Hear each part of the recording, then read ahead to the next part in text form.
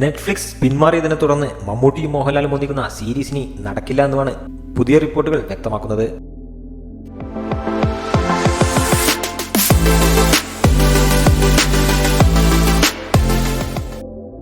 മമ്മൂട്ടിയും മോഹൻലാലും ഒന്നിക്കുന്ന ആന്തോളജി സീരീസ് ഉപേക്ഷിച്ചതായി റിപ്പോർട്ടുകൾ.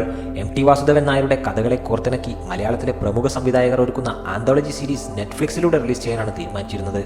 എന്നാൽ ഈ സീരീസിൽ നിന്നും നെറ്റ്ഫ്ലിക്സ് പിന്മാറിയെന്നാണ് വിവരം.